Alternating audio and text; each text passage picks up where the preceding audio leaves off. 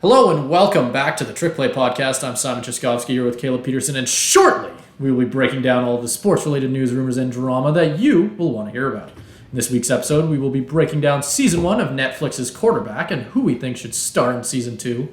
Then we'll take a trip up north to talk about a rule being used in the Canadian Elite Basketball League that could completely change basketball as you know it. And then we'll finish off by taking a look at the rumor mill in both the MLB and the NHL. Caleb, are you ready to get into it? Absolutely. So, as a recent trend in the league, positional value is one of the biggest conversations that we're having right now in the NFL offseason. And where that conversation is focused on is running backs. And it's kind of been a trend that's started to emerge as the league starts to favor a more pass-heavy offense and GMs start to realize where they can get value in the draft.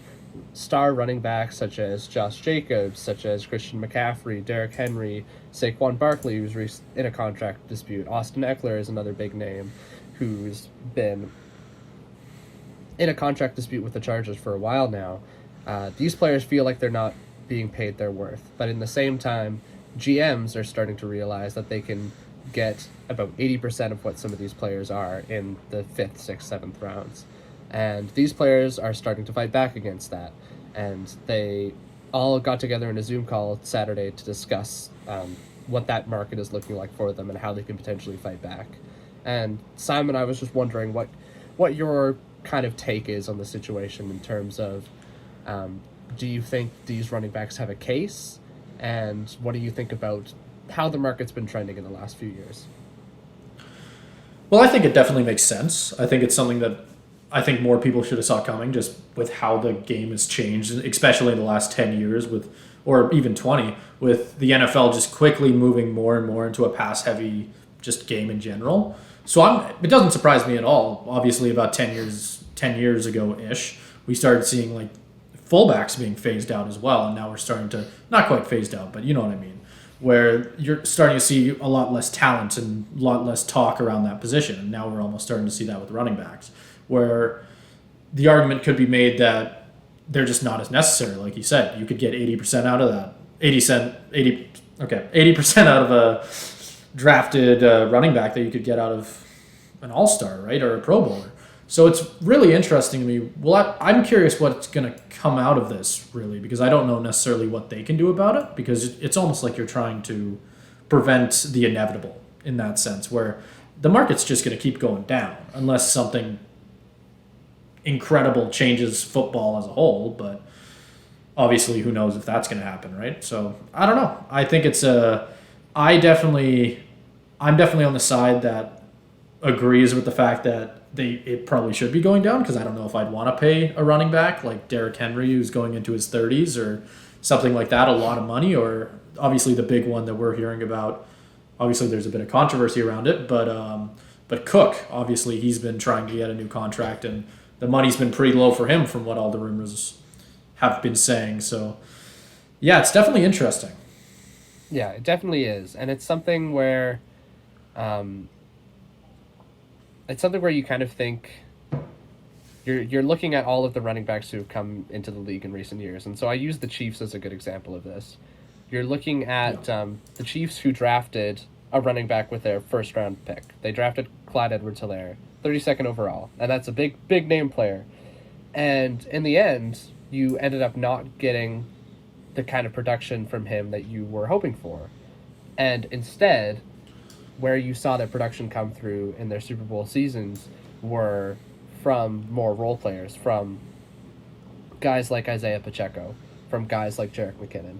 And I think that's something that's kind of that problem in a nutshell, is running backs were, in all essence, stars from before, but I think the perspective is shifting to where you start to realize how much of a running back's impact is dependent on the line they have in front of them. And when you have a good offensive line, anybody can run through those holes. And I think that's where it becomes tricky to pay a running back as a GM. And not that I don't see the side from the players here. Like, obviously, they make some good points in terms of, like, Nick Chubb saying that running backs are the only position that their production hurts them the most. If they go out there and run for 2,000 yards with so many carries, the next year they're going to say you're probably worn down. It's tough and it hurts us at the end of the day, which totally makes sense. Because from a player perspective, you're obviously hoping that they can make as much as they can and be valued for, especially running backs, their short career, because they do make a lot of money, but you ultimately, from a player perspective, want to see them get paid what they're worth. But the question is, how much of running backs are actually worth that premium price that other star players get? Because in the past, they're put along the same kind of tier as a receiver, especially earlier on in NFL history where running was more of a premium. But now looking at it in the modern era, not only because of how much more passing is favored, but just because of the perspective on running back value and how quickly they're cycled out and how short a lot of their careers are. There's only a few difference makers that I can truly say deserve like top tier player money. And even some of those difference makers, I was listening to another football podcast the other day, Bootleg Football with Brett Coleman, EJ Snyder.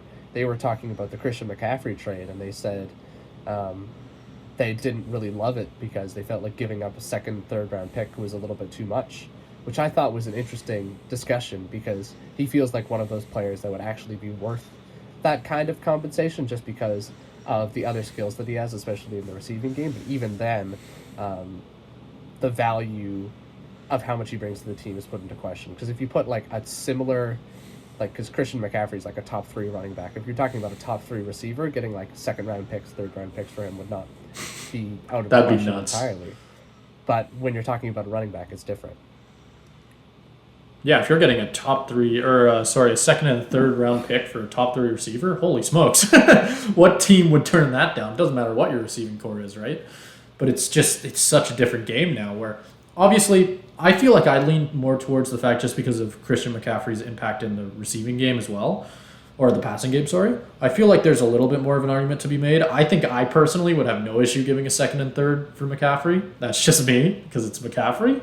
But that also could be my head stuck 3 or 4 years ago, right? Where back then this would be an absolute fleece. Maybe it's different now, right? It's just a different market. And that's the crazy reality that we're living in now, where running backs just aren't getting that same amount of money for the talents that they arguably, or the same amount of money that they arguably deserve.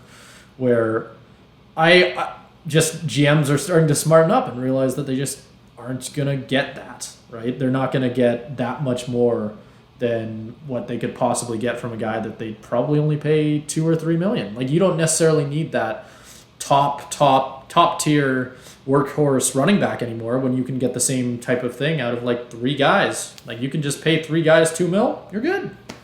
Yeah. Don't even have to worry about injuries because you got 3 guys. Yeah, and that's kind of how it's looking more in the NFL is running back by committee. You rarely see any like workhorse backs anymore because you've got the big name, you've got the Barkleys, you've got the Henrys, you've got the Nick Chubbs, you've got the Josh Jacobs. But even looking at like a player like Nick Chubb, he still shared the backfield with Kareem Hunt. A lot of teams are going backfield by committee even when they have a star running back. Even looking at my team, the Seahawks, they have their star running back in Kenneth Walker, who was amazing last year.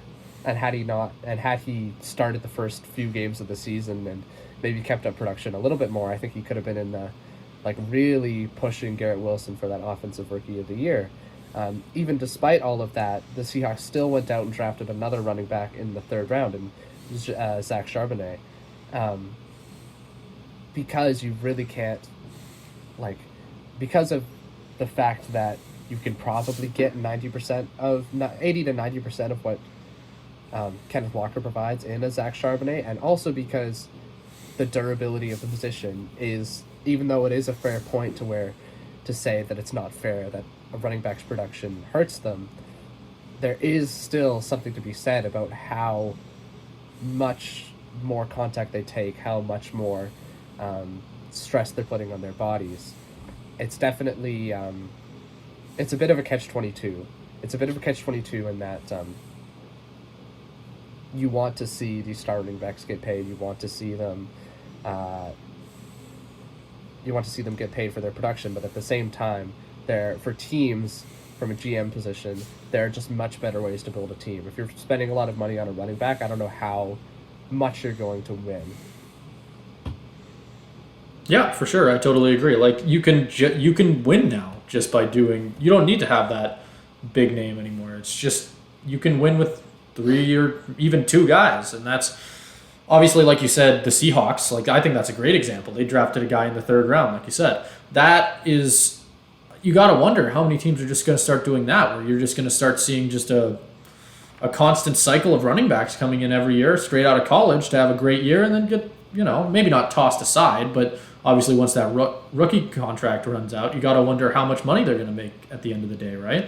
You got to wonder, maybe is there more value getting a young guy straight out of college who can, fresh legs, give you 2 or 3 good years and then toss him in the trash?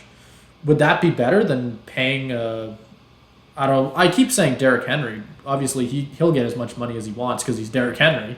But I feel like, I don't know. Who knows? Maybe Derrick Henry doesn't get that much amount of money anymore because of stuff like this. Maybe those guys don't. Like I said, this is a reality that position is moving towards. If you're a younger player, I feel like watching all this happen, you want to be a running back, go be a receiver. I feel like that's the lesson here. It's the one skill position that every GM's starting to realize that you don't necessarily need. I don't want to say that much skill because that's obviously underselling it, but you don't need as much skill as a wide receiver or hell, obviously a quarterback. Like it really is bonkers. It's crazy how different the game has, or how much the game has changed, in the last, I think like 40 years ago, when imagine talking about how you could just throw away running backs like willy-nilly, like in the 1980s, you'd be bonkers, right? Like that's just how much the game has changed. And it's honestly, I don't know if it's for the better or for the worst, obviously for the worst for running backs, but I'm curious for where it goes. Yeah, and I think I just want to put the issue that running backs are having, because I think it can be easy to just say like, oh, they're millionaires, and obviously like that's another thing. Like, why are they complaining about getting paid like a couple million less? But it is important to put it in perspective just how much less they're valued. So I've brought up. I'm gonna have you do a little bit of a guessing game here, Simon. I brought up the top. I might know the stat you're gonna bring up. Maybe or maybe not. So the top paid running back in the league is Christian McCaffrey, and he's making about $16 million a year. So that's running back 1 in the contract market. How many? I'll figure out how to phrase this. So how many wide receivers down? Yeah, do you have to go? So that's like I haven't heard this, but that is an interesting question. How many receivers are paid more than the top paid running back? Is my question. What I kind of already have my guess, but I'll break it down just in my own, just out loud. In my head, I'm thinking, because obviously an argument that bonus points if you guess the player. Bonus points if you guess the player who earns about the same amount as the top running back. 16. What was it? 16 million? About 16. A little bit more than 16. I don't think I don't even want to try and guess the player, but unless it's someone I'd get. But you know what? Whatever. I just wanted in my head, I'm thinking like a skilled slot third receiver kind of guy could be making $16 million a year. That's not a bonkers. That's not a crazy statement by any means, right? That's the crazy thing. So part of me wants to say like maybe I want to say it'd be a top tier third receiver though. So my guess would be top tier third receiver on a team. So like a better third receiver. So let's say, in my guess, ballpark 65. Wide receiver 65. There's 65. Okay. Oh, no. 1 second. Yeah, never mind. 65. Yep. Not quite that bad. Not quite that bad. Okay. Wide receiver, there's about 20. It's about 20. Oh, I was way off. Yeah, it's okay. To put it in perspective, there's the player who gets paid about the same amount as Christian McCaffrey is around like a Hunter Renfrow or an Odell Beckham. So that you're getting down to like Hunter Renfrow second on the depth chart. Lockett gets paid more, so that's getting down to like But then you can go down the list even further, looking at a player like Austin Eckler, who's, if you have him in fantasy, you know how valuable he can be. Austin Eckler Oh, yeah. is getting paid about $6 million. You have to go all the way down. I'm not even going to count this. Yeah, But you're don't looking even down bother. at people like Darius Slayton, a bunch Well, of that them was. still on their If I just want to quickly, Zay Jones quickly is say getting this. paid like $2 million more. yeah, just a quick argument for McCaffrey on that one. If I'm being honest with you, not a controversial statement. If I had the choice to trade Hunter Renfro for McCaffrey, But kidding? would you? But would you? yeah, oh yeah, 100%. You I- could make McCaffrey. I think you could make McCaffrey play receiver the whole season and probably get the same you'd get out of Hunter Renfro. I don't know. McCaffrey, although you don't think so? I don't know. Is that a controversial it's statement? Tricky. Like that's what's tricky about it. Is Christian McCaffrey more valuable than a Hunter Renfro, or even I'll go a little bit up. This guy's getting paid a little bit more, but as valuable as a Mike Evans. Like, would you rather have a Mike Evans? Or I feel like Christian I'd have a harder. You'd have a harder time selling that to me for sure. Obviously, can I just quickly say I probably should have started it off with this. I did say that I lean towards court general managers not necessarily needing to pay that star guy. I still think having that star guy can be huge because there obviously stats can say whatever you want, but there are situations in a game where you need a 4th and 1 or a 3rd and 1 or what have you, right? Or 4th and 2, 4th and 3, whatever. And there's certain situations where if you have a Derrick Henry, that makes that choice to go for it way easier, right? Like for a coach. And part of me wants to say that in those clutch situations where you just need that guy, it almost makes it worth it paying a guy like Christian McCaffrey. Obviously, he's not a power back, but work with me here. Derrick Henry, one of those guys who you really can trust, because when was the last time Derrick Henry didn't get a 4th and 2, right? Like, it's one of those, it's almost like you're paying for an automatic down at a certain point. Obviously, you know what, never mind. I'll just leave it there. I'll see where you want to take it. I have a feeling I and don't counter to that, but I don't know. It's tricky, and I'll go back to the salary comparison here. Derrick Henry is getting paid about as much as Corey Davis. That's a comparison you can make. Caleb, would you trade Corey Davis for Derrick Henry if you were the Jets? Probably not. But at the same time, Really? Derrick Henry is turning 30. How many more good years are you going to get out of Derrick Henry? I'd say how many more good years are you going to get out of A-Rod? Yeah. So Yeah, I feel but like you still. take it. Still, I don't know. I do think it's an interesting conversation to be had. The one last one I will compare it to is offensive tackle. So I'll do the same thing for offensive tackle. How Yeah. many could- offensive tackles do you have to go past to get to a Christian McCaffrey type salary of $16 million? Remember, wide Okay, wait. receivers is it was 18, about 20. Right. Okay. So, well, my guess would be lower, like a lower number, just because obviously there's been the talks around. I feel bad now because I'm forgetting his name, but the Cowboys guard, like, been elite for 10 years. There's been the arguments around his contract because he's getting underpaid, and he's getting $6 million, which is I think they said about $4 million lower than, or is it? You know what? Just say it. I don't even have a guess. I don't know. I'm gonna spin myself in circles. It is about the same as receivers. You have to get to offensive tackle 19 with Jordan jeez. Mailata for Philadelphia. Although I can say that I'd rather have an elite offensive tackle than I'd rather have than a running back. I That's would not too. a hard I would choice too. at all. I would too. Like, would you Like, rather have a We've seen. Jordan Mailata? I mean, versus a Christian McCaffrey? I feel like Probably.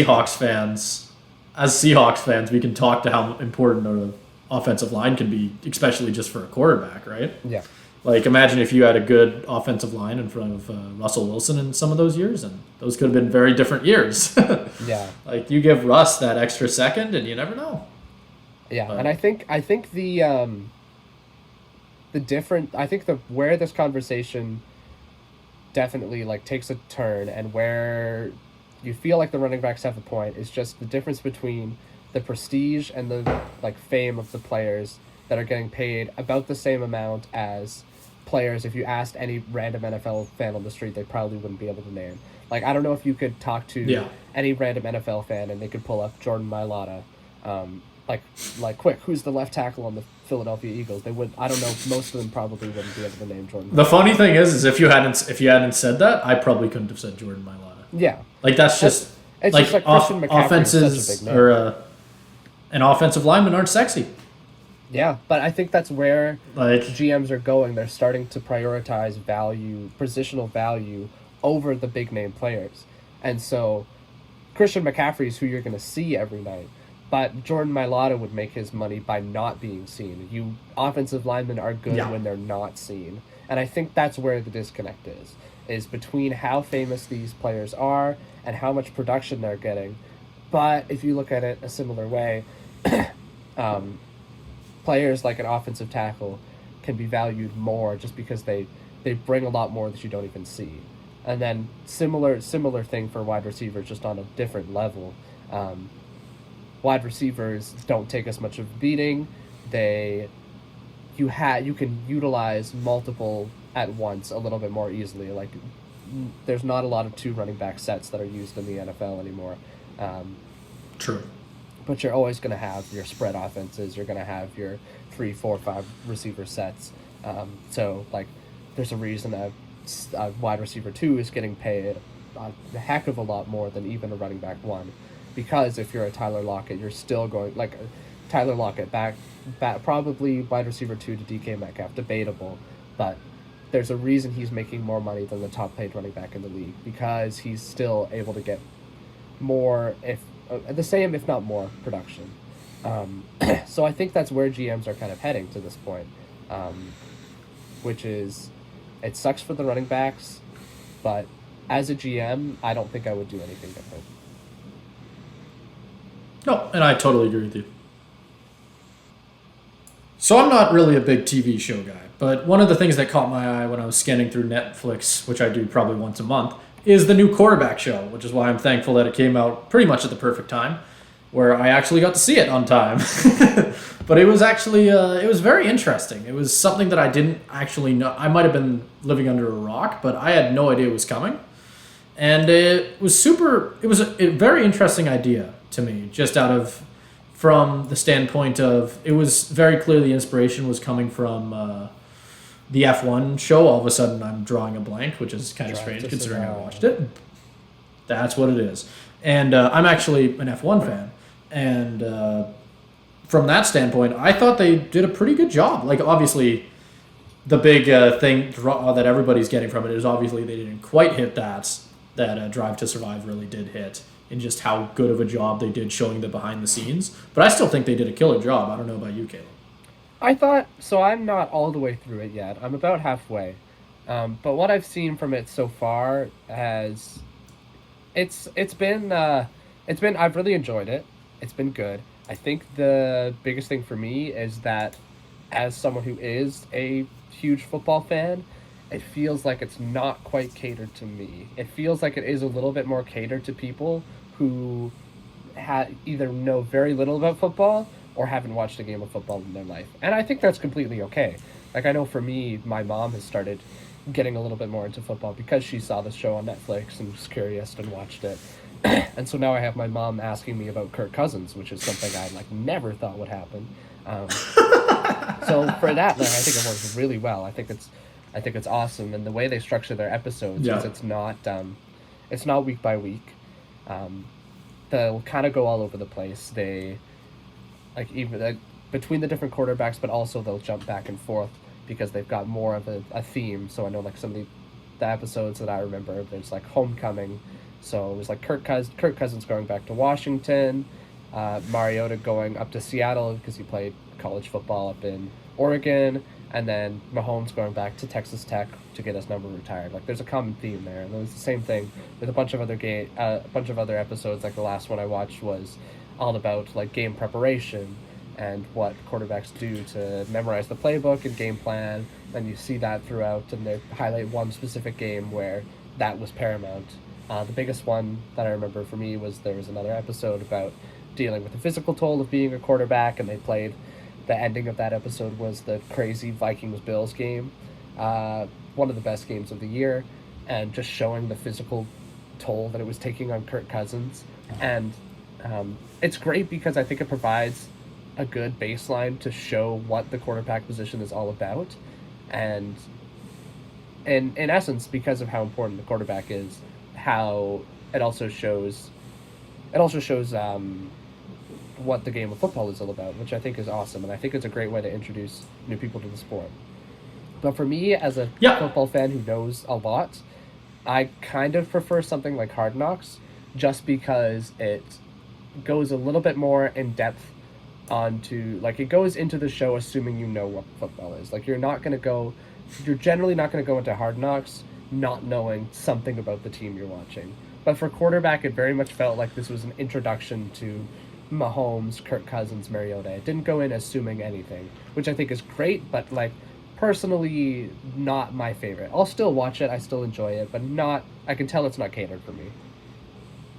Yep, and I feel like you hit it right at the end there, right where I was going to jump on there actually, where it's definitely catered more around the personalities of the quarterbacks, which is something that I want to touch more on later when we get into who we think they should bring in for season 2. But I think that from the standpoint of knowing what they were going or trying to do by trying to make something that's similar to Drive to Survive, it wasn't, like you said, it wasn't catered for a fan like you or necessarily me. It was more to bring new fans in, which is exactly what Drive to Survive is. I know plenty of people, not including myself, but I know that it did have a factor in the getting into F1.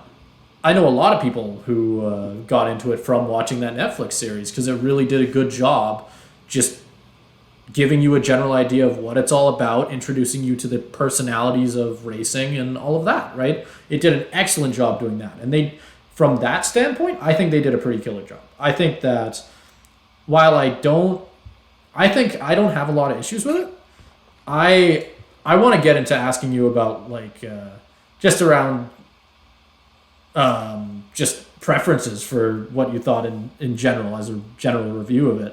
But did you have like a favorite? Obviously, they bounced in between all three quarterbacks. Did you have a favorite that you kind of like to watch? Because I definitely did. I think most people did. I feel like the stock answer is probably Kirk Cousins, and I think Yeah. so too. Like he has a great personality. I think the least interesting is Mahomes, just because I feel like I already know so much about Mahomes, and I am kind of already like indoctrinated with his life. He definitely comes across as more personable in the show, and I feel a little Yeah. bit more of a connection to him. And I think choosing Mahomes is still a great decision, especially when you keep in mind that the goal is to introduce people to football. Like that's what I show. Like if I'm trying to get someone into football, like I'm trying to get my girlfriend into football, I'd show her Mahomes highlights because it's like this is what the peak of the sport is. It's Mahomes. So the fact that like I can go into that second episode and you see the clip of him, like it's the him against the Bucks where he does like the insane like spins around the defender, shovel pass in the back of the end zone. If you've seen the play, you know what I'm talking about.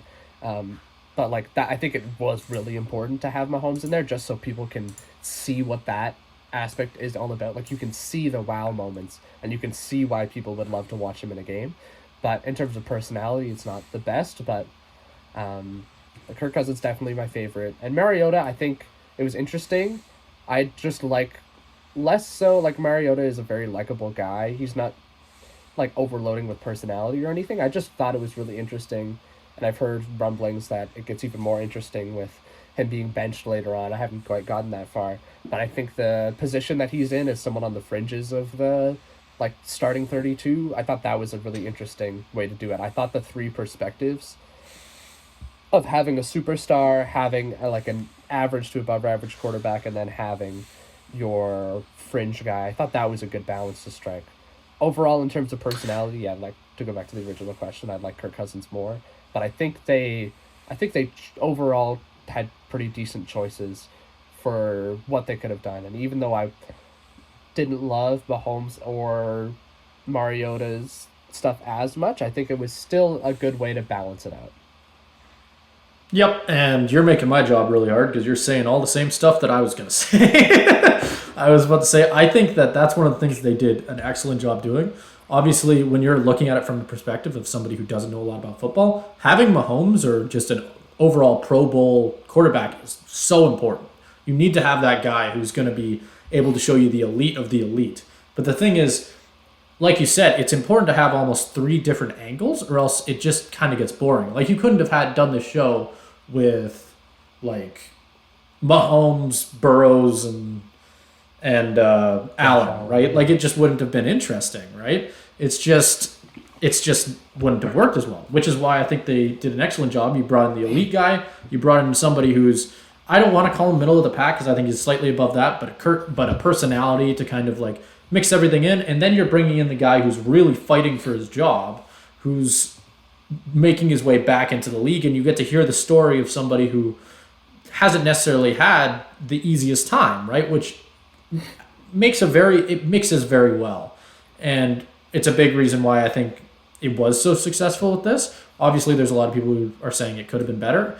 I really liked it. I think it was really well done. I think that's kind of what you're saying too, from the perspective of introducing people to football. I think it's excellent. I think it's a great job. Obviously, they already announced that season 2 is going to be happening as well. I mentioned this a little bit to you before we started this segment. I'm curious who I asked you just to try and get a list in your head of guys who you would like to have for season 2. Who do you have and why? Okay. We'll just hop right into it. Before I get to that, can I throw out another potential idea for a season 2 that I think would be even better than choosing 3 different quarterbacks? And that's going to be... Okay, yeah. I think if the idea is to introduce people to the sport, I don't think you should do a quarterback season 2. I think what you should do is move on to another position group. And this argument has been made. Think about receivers. Think about doing a show with a Tyreek Hill, because the receivers are the ultimate personalities. I'm thinking like a Tyreek Hill or Justin Jefferson as that superstar. Trying to think middle of the pack guys like the good Kirk Cousins similar person would be. He's definitely not middle of the pack, but would be like a Tyler Lockett, and then you pick some sort of up and coming third receiver. Like that would be a cool show. I would be much more interested in that than a quarterback season 2. But I don't know what you think of that idea. Well, I definitely had heard that because that's not something that hasn't been thrown out there. I don't know if it's necessarily been talked about on the level of that, actually talked about whether it would happen or not, or whether it's just people throwing out ideas. But I don't hate it. I definitely would watch it. I really like the idea of bringing it back to quarterbacks again, just because it's the same idea of. I like the idea of now that we've seen the personalities of Kirk Cousins, Patrick Mahomes, and Mariota. I think it'd be really interesting to see the personality of more of these quarterbacks, just because I just find the position of quarterback so interesting in the NFL because of so many different reasons that I wouldn't have an issue seeing season 2.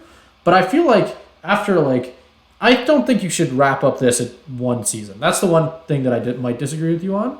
I think maybe you do a second season, bring a couple more guys through. Maybe you could even do, I know there's been talks about potentially having more than 3 guys in season 2, which would be interesting.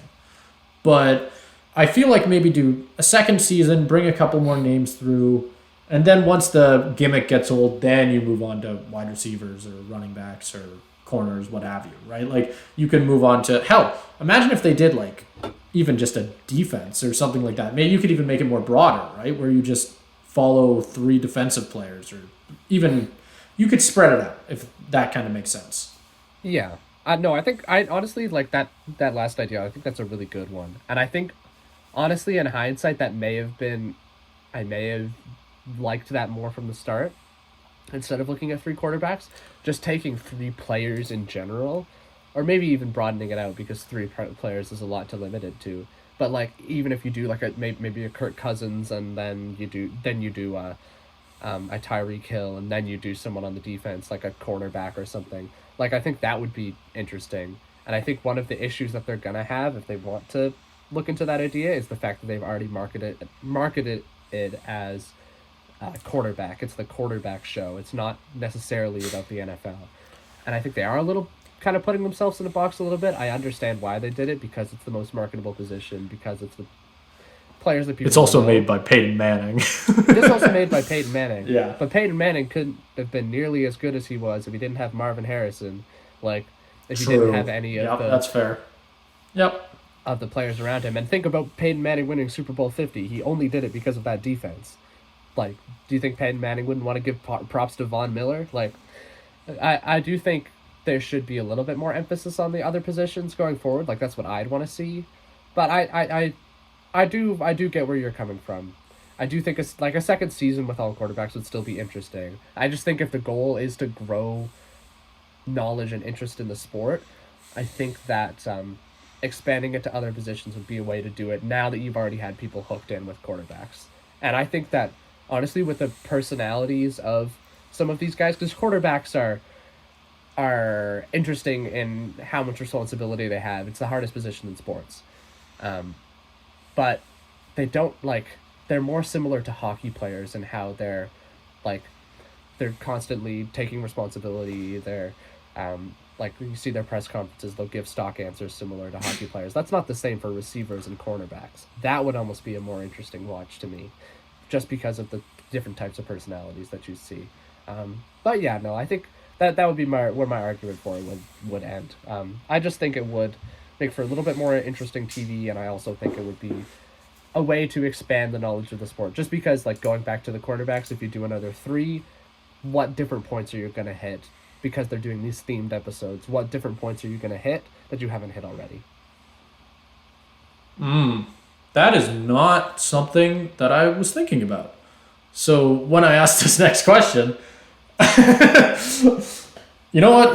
I was going to say, let's spin it back. If you were to give 3 quarterbacks, what would you name? But that makes it harder because obviously when you're bringing it back to what themes would you try and hit, that's not necessarily something that I was thinking about. But now that you pointed out, that's a very, very important thing because obviously that is, that's a very, very good point. I wish I thought of that before coming up with names. But if you want to, do you have 3 quarterbacks? Yeah, I can. Or I have even some 3 idea. ideas? I have some idea.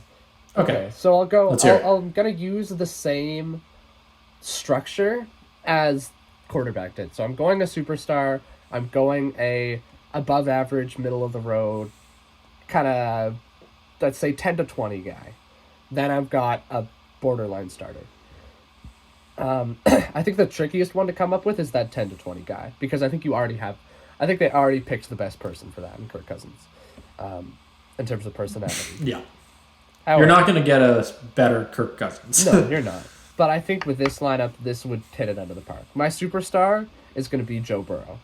I think that if you're looking for personality, I just think of the clip of him smoking a cigar in the LSU locker room after they won the national championship. You're going to get it with Joe Burrow. Oh, yeah. And you are going to get some cool moments, especially in those big games. Like, that would be, I haven't watched the full show. I don't know if they've hit on, like, if you're looking for other themes, like the clutch factor, that could be something you could focus on with a Joe Burrow because that is his whole persona. That would be an interesting pick for me. That would be my superstar. I'm going to skip that 10 to 20 range because honestly, I'm having trouble finding someone. But I'm going to go to my lower end. And I think that one is an easy pick too. That I'm going with Baker Mayfield. And I think that would be that would be a really interesting one because it's the similar thing to Mariota. Drafted early, fell out of favor.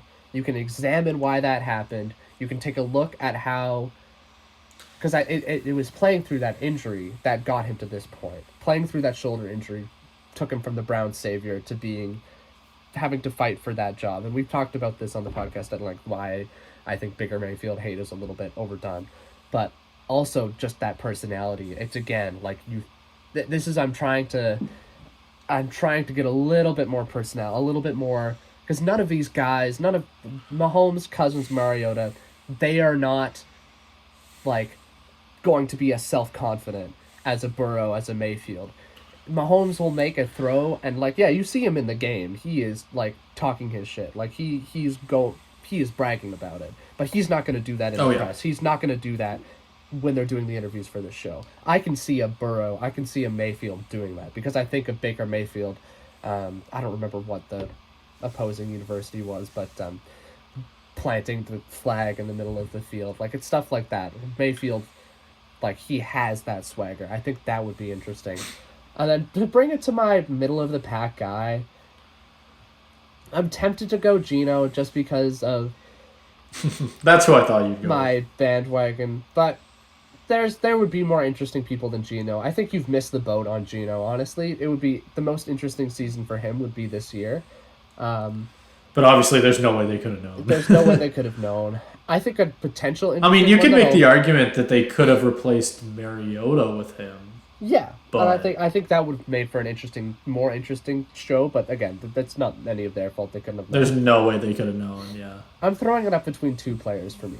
I'm looking at Justin Fields and Dak Prescott as my kind of middle of the road. Garrett on the higher end of the spectrum, Yeah. obviously, like similar. To Kirk Cousins. In my head, I was also thinking Dak. For that middle guy, I feel like Dak is one of those guys who would slide in pretty well because he has that personality. And I'm sure I'll let you take it, but he definitely has that personality. He slides it right in pretty perfectly. I was thinking along the same lines with that one.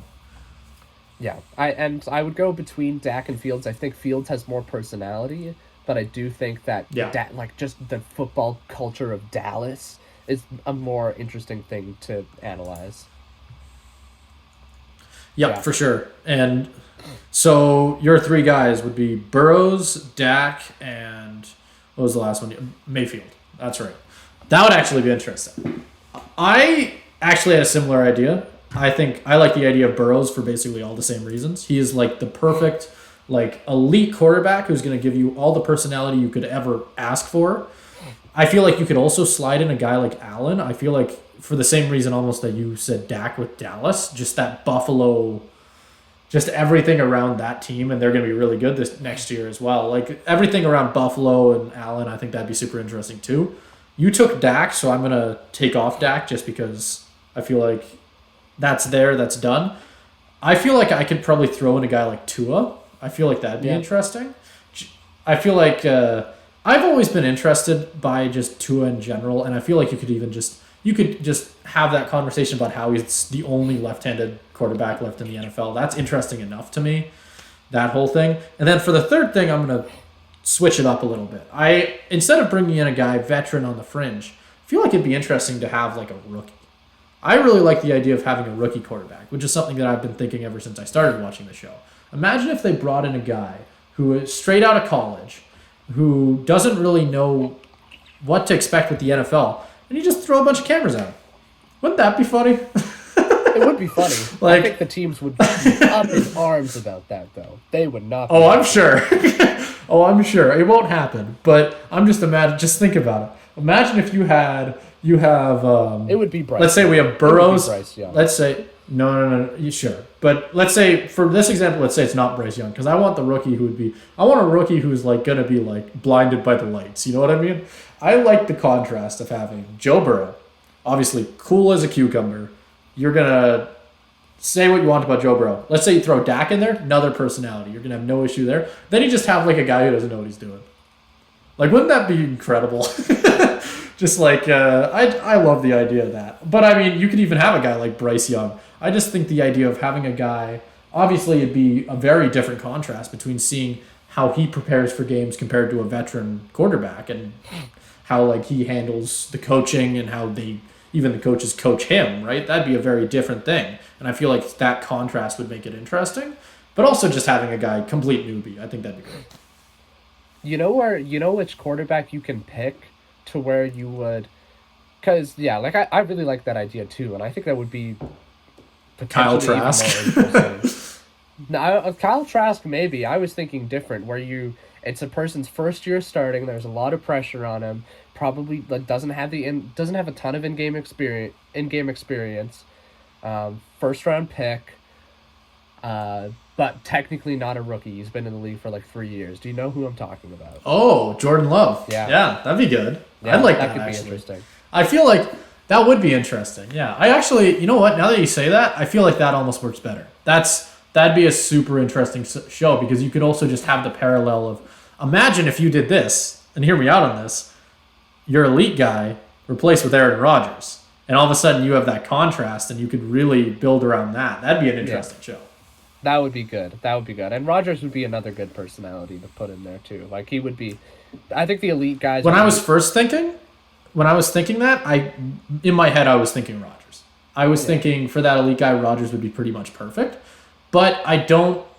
I like the idea of having a young guy, which is I feel like probably why you said Burrows as well, partially. Like I think it's important to have a guy who's going to be in the league for a couple like years to come, because you want to have a guy who, let's say, because this is going to be on Netflix for God knows how long, right? You don't want a guy who's going to be out of the league in 3 years, in my opinion, right? Obviously, at least not for your elite guy. Yeah, yeah, and I think you have a lot of leeway to choose from that too. Like it's not like there's so many players who are on their last legs. But the counter argument to that would be like I understand you want to have someone who you can market the league to for a long time. But I do think that a player like Aaron Rodgers has enough name recognition to draw people in, and also after he retires for people to be like, "Oh, I knew who that was. Like I get this." Yeah, Because that's true. That's a very good point too. And I do think it's another interesting perspective to show a guy at the end of his career. Like I think that would be another interesting perspective to show, because I think it's about showcasing different sides that the first season didn't. So maybe you could have that would work even better with Jordan Love, obviously, when you point out something like that. Guy at the end of his career. Nobody knows how many more seasons A-Rod's going to play. But let's say this is his last dance. The contrast of having a rookie versus a guy in his last dance last year, he's making one more run at it. That'd be an interesting show. That'd be really interesting, right? Yeah. And then middle guy, you can slide in Kirk Cousins again. Let's get more Kirk. Who wants more Kirk? Let's throw more Kirk for everyone, you know? That'd be yeah. I'd love that personally. I would too. The one guy I'm just gonna say it just because I do feel like it's too obvious to not just bring up the idea at least. The one other guy that I would really like to see in the show at some point is Lamar Jackson. As that superstar, that'd be a good one. That would be personality overflowing. Like he is awesome. And it would be a different side of it too to showcase that dual threat. Because Mahomes, while he's awesome and has running ability, but it's more of a last resort for him. And you also have to think about it as, I wonder what different training Lamar does just around having to game plan around the fact that he will be running a ton of game, right? Yeah. Obviously, I imagine that's going to be a little different. And again, you're moving back over. I feel like we could dance around this forever, so we should probably try and wrap this up. But if you move back over to doing a wide receivers one or even defense, imagine in that type of situation, I feel like you'd also get that, where you'd get to see that different side of the preparation and different side of all that, right? So there's a lot of different ways you can take it. I think that's the biggest thing that we've done a pretty good job emphasizing in the last 26 minutes. But I think it's really, I don't know if you can necessarily mess it up that bad unless you just make it entirely punters. But even that, I'd probably That would be good. That would be a good show. That would be good. But like, you know what I mean, though. I would. Where like, I feel like that would get. Punters. You'd watch all 10. Punters are people. You'd watch all 10. But that's the thing. Oh. Okay. Listen, Simon. As an ending for the segment, give me your 3 punters. Give me your 3 punters. What do you mean by 3 punters? Top 3 punters? No. 3 punters that you would like to see featured on the punter show. Ooh, okay. Dixon, for sure. Yes, easy. Seahawks, don't care. Dixon, throw him there. Oh, you're throwing me on the spot here. Who else is a punter? Can Simon name 3 punters?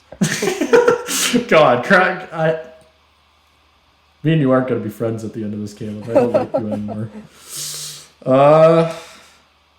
Why am I thinking that Hecker's Hecker's a punter? Hecker is still in the league. Hecker's a punter. Why did I think he was a kicker? Okay. No, Hecker's a punter. Hecker's a punter.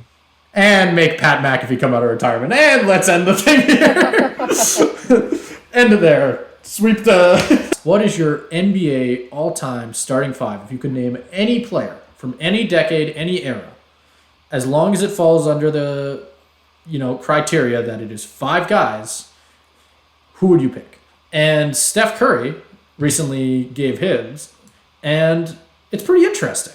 Obviously, he said, I'll just list them out, and then we can talk about it a little bit. But he started off by saying at point guard, Magic Johnson, shooting guard, Michael Jordan.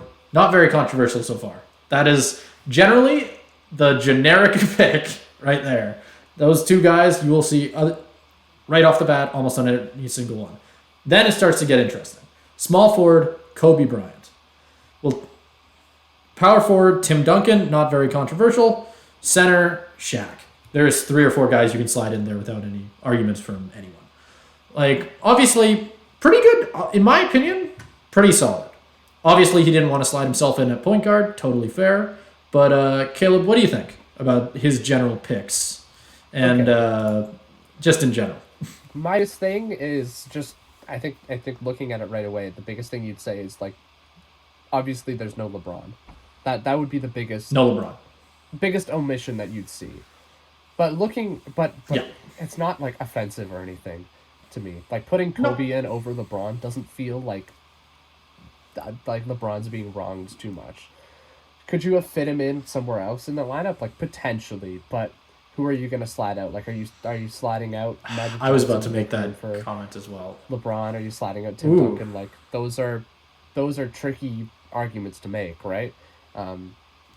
Because then you feel like you're I was gonna say, if I were to slide anyone out of this lineup, just from what I'm looking at, obviously, I feel like you slide out Magic, but obviously there's gonna be a lot of NBA fans, in general, who would say Kobe, and I totally get that. Personally, I feel like I'd slide out Magic, but then again, obviously Steph left LeBron off his list entirely. It is interesting. Obviously, the rivalry's been there for the last pretty much decade. It's interesting that he wouldn't put him on there because you'd think that it would give a guy like Curry more respect towards the greatness that obviously LeBron has. But obviously, like you said, not a very disrespectful list.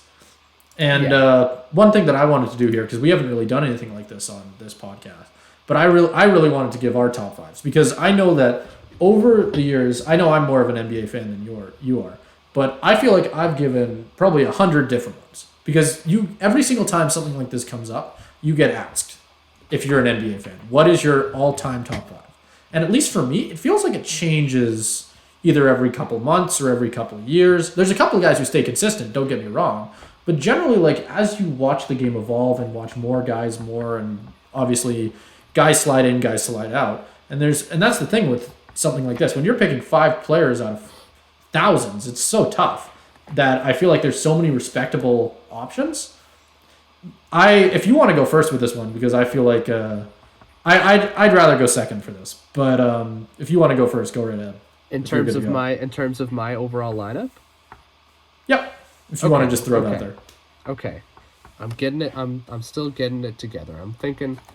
You're still getting it together? It's a tricky thing to do, right? Because it's okay. Anytime you're do you want me to give mine first?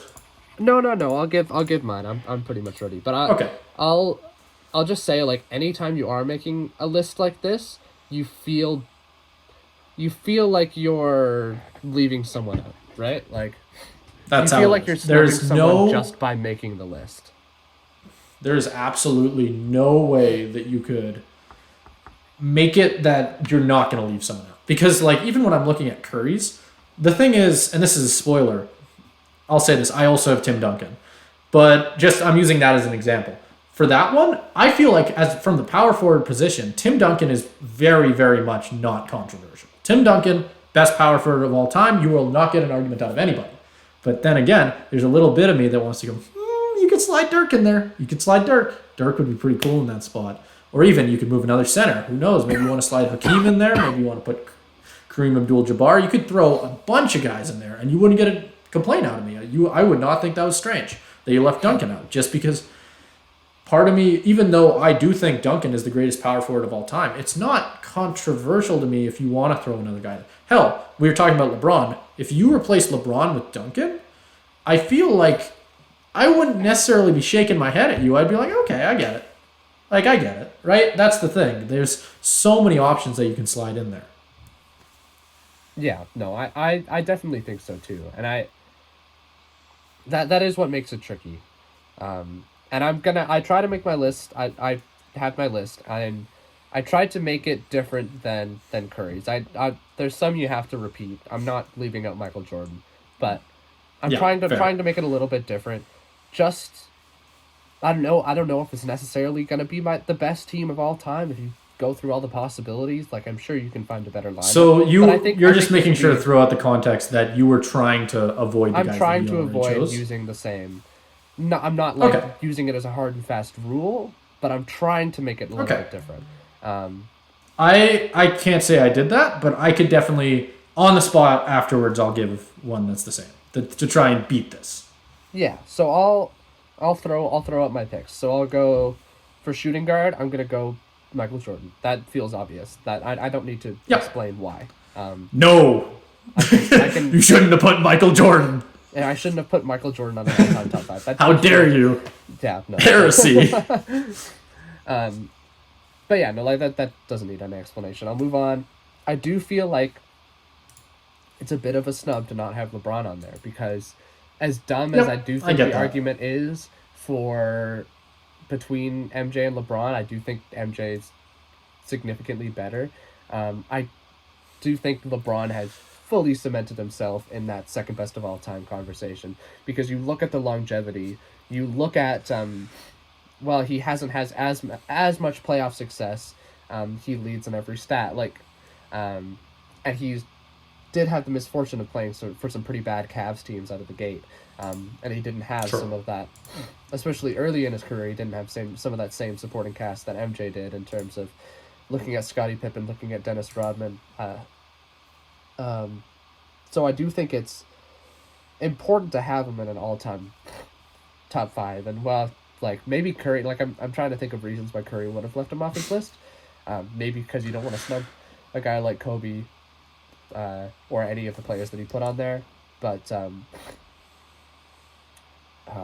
maybe he was trying to avoid players who are still playing. But I think if LeBron retired today, like he's fully cemented in that second best of all time conversation. So I think you have to put him there. About to sneeze. But yeah, I'll move on from that, and from here on we can start having conversation. I think for my picks. Okay, So for I'm excited. center, Let's hear for it. center, I'm putting. Who did he put again? He put He put Shaq. Shaq, He put Shaq. which Yeah. obviously you can't argue with that. But I do think No. this is the one where there's the biggest room for debate, especially looking at some older players than Shaq. I think you have to look at a Bill Russell. I think you have to look at a Kareem. Ooh. The ultimate way that I'm going with this is I'm going Wilt Chamberlain. And Okay, I kind of figured that's where you're gonna go. I won't fight with you on that because there's no point in fighting with you on that. It's not the choice I would have made, but I totally get it. I totally Yeah. get it. And You I can't. just- I will. You will not find me arguing against the guy who scored 100 points in a game. Yeah, and I think that's where I think that's what puts him over the top for me. It's just there's so many, like if you look up some stats of Wilt Chamberlain, there's just like he was Oh, so much better than everybody else. Maybe we at can. the time. We should probably go down that rabbit hole. Maybe, and that deserves its own thing. Yeah, Like, he because there's- that's why I think if you put him in this lineup, well, it is like recency bias affects him in any of these lists because he played in an older era than pretty much anybody else you're going to see on these lists. But just because of how Yeah. dominant he was, the fact that you can score 100 points in a basketball game, I don't care where you're playing. bonkers. That's insane. Crazy. Like Oh, yeah. you just think of the picture of him holding up the piece of paper with 100 on it. Like that is Wilt Chamberlain, and I think that kind of dominance deserves a spot on my list. I'm kind of surprised because I figured that we would be fighting on at least one of these, or I'd have an argument against them. While I can tell you right now, your list won't look a lot like mine. I don't disagree with yours at all. It's like I said before, like there are so many guys who can slide in that I won't fight you on it. I totally get it. Yeah, here's where you might start disagreeing with me. Okay, here we go. Okay, so I don't know how good of a case I can make for it either, but I'm... who do I need? So I need power forward. So you went with Tim Duncan. Obviously, great choice. I'm going to change that up a little bit and go... Because Tim Duncan, obviously, big... Scared. Obviously, very, very good. Like, Yeah. no, I'm not going to see here an argument for me. But I'm going to go with a guy who had a little bit less team success, a lot less team success, infamously a lot less team success. But overall, still one of the greatest players of all time. I think I'm adding a great rebounder to this lineup, as is inherent in his nickname. and gonna inject some personality into this team. I'm going with Charles Barkley Oh, oh, that's not where I thought you were going. Okay, okay, okay, because I'm thinking okay. I mean, I get it. Yeah, explain it. Go I don't for think it. that's that controversial to say, but like he when I'm thinking of players who I need for this lineup, I'm wanting a guy like Barkley because we already have big time scorers. We've got MJ, we've got LeBron, we've got Wilt. We're gonna put up points. Um, I want the Yeah. guy who can grab the rebounds. I want a guy like Charles Barkley on my team to complement pieces like MJ, LeBron, and Chamberlain. I think that's something that would be important if I'm actually making this into a team, and I think he'd slide in really well there. Yep. And like I said before, I don't necessarily. I wouldn't. I feel like that's the one that's the most controversial to me. Charles Barkley, by all means, legend. He is a great player. He's exactly what you need for that role. Like you said, he's a great defensive guy, great rebounder. If you can obviously, like you said before, you were trying to pick guys that Curry didn't have, and by that point, I totally get where you're coming from. There are a couple guys that I feel like I would have slid in that role before Barkley. Like I would have gone like Kevin Garnett. I feel like that's one that I Kevin would have Garnett slid in there. over Barkley. I'd say so. Yeah, Okay, I'd say so. okay. Now I'm putting myself on the spot. I'm trying to think of a couple. I don't know. I feel like there's a lot of really really elite power forwards. Like I said, I mentioned Dirk before. Yeah, I I'm was going to gonna leave say him out of you this did just mention because Dirk. I did mention Dirk. I'm going to leave him out of this just because he's not what you're looking for with that. Dirk was a scorer. He wasn't a Yes, rebounder. like He wasn't he's- necessarily athletic. yeah. He's not a defender. That immediately removes him from that list. As much as I love Dirk, if we were talking about all-time players that I love, Dirk would be my power forward, no question. But if for what you're looking for, you're gonna get exactly that out of Barkley, and that's why I have no issue with that. Like the way that you backed it up, I have no argument against that. Obviously, Tim Duncan, that is exactly what you would be getting out of Duncan. That's why Duncan was so good at what he did. He was Mr. Fundamentals. He was perfect at that, right? He was a great defender, great rebounder, exactly what the Spurs dynasty needed to win all those championships that they won. Obviously, you're not going to get as much out of Barkley, but you're still going to get a lot. Yeah. And I think it's important to put that context in. True, like if I'm creating a lineup, Yeah, for sure. like I think that's where I'd slide in Barkley. And I think And my which last- one which one have you not hit? I haven't hit my point guard. Okay. Okay. So this one might be my most controversial because there's a lot of guys like I'm looking. Obviously, Point picked guard's Magic. tough. He picked Magic, which makes sense. Yep. One of the most like I think of Magic Johnson. I just think it's the same thing. Like I think a common theme throughout Steph's list is just like dominance, especially like when I look at that team, I think it's like dominant, like Yeah. it imposed. Like if I'm going up against those guys, I feel the championship pedigree. I'm looking at the amount of championships. Obviously, MJ has won. I'm looking Oh, at yeah. the amount of championships Tim Duncan has won. Kobe, Shaq, Magic Johnson. Like they are proven winners. But I'm gonna put that a little bit to the side for my point guard, and I'm gonna go with Okay. a guy who, because again, we've got. I'm not necessarily saying like, I'm not getting another score because I am getting another score, but Okay, I'm scared. I'm putting in there a guy who well you're looking at dominance and I already have a lot of that in the lineup. I'm thinking with MJ, LeBron, Wilt, like dominant, intimidating guys. I'm looking for somebody who I deem as electric, like a playmaker, somebody who gets the Okay. fans out of their seats. And when I think that, I think Allen Iverson. Ooh. That's a good one. I wasn't even thinking of AI.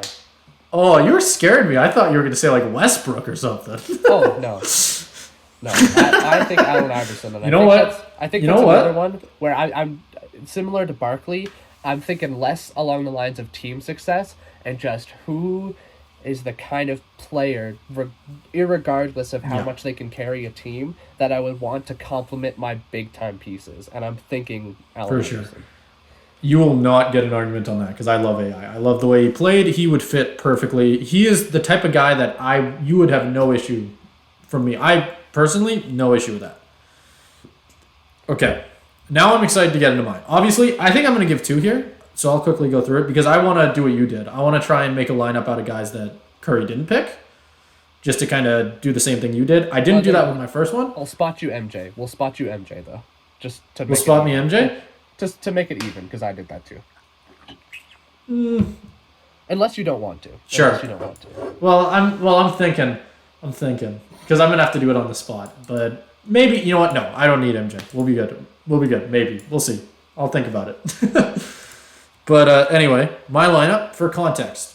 So I saw this article line and I instantly knew that this is what I wanted to do for the podcast. This was a segment that I thought would be perfect. I didn't open the article before I wrote my top 5 because I didn't want to get any inspiration for it. I just wanted to put my top 5 guys on a list and then compare it, right? So I wanted just completely blind who I would have if I needed to make a roster out of the top 5 guys that I think would work great together, right? So I'll move into it. I'll start at the same spot you did. Shooting guard, Jordan, 6-0 in the finals, greatest player of all time. Feel like I don't need to defend that one. Next, I'll move into center. Shaquille O'Neal. Same thing as Curry. Absolute most dominant center of all time. I feel like he's one of those guys who you can slide in this argument where obviously in the center spot, you're never going to get an argument out of anyone. He's one of those guys you could say Shaq, Hakeem, Kareem Abdul-Jabbar, any of those guys, even Tim Duncan at center, I feel like you won't get an argument out of anybody. Power forward, already spoiled it. Tim Duncan. Feel like I've already made that argument. I wanted a defensive guy. I wanted a guy who could really help. Tim Duncan, Shaq in the post, you're not scoring on that. There is no way in hell.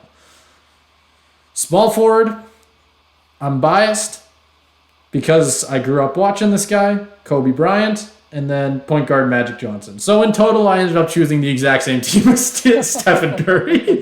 And I am not kidding. I am not. I had it written down. I don't. Obviously, I can't prove it. But I thought it was really funny, just because of the whole. I'll give a second one now because I want to give a second one. I want to do the same thing you did because that's arguably a better idea. But if I were to throw 5 guys out there who I think would be the best lineup of all time, I completely agree with them. Obviously, like you said, keeping LeBron off, I just think on the standpoint of if you have Magic out there, you don't need another playmaker. That I didn't want to make that argument for Steph because I wanted to make that argument for myself because that's why I chose to keep LeBron off. I felt like it would be better to have another scorer out there.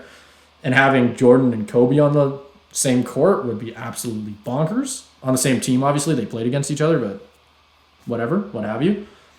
Now, if we're going to get into a lineup to beat this, I feel like it'd be very tough. Obviously, like I said, I'm trying to beat the same lineup that I would have picked. Point guard, Steph Curry. Not a hard choice there, obviously. I'll move into small forward, LeBron. He's the obvious next choice, so that leaves Steph Curry, LeBron. I feel like at power forward, you want a guy who's going to match up well against Tim Duncan. You want a guy, Tim Duncan, great post defender. You want a guy who's going to give him some trouble.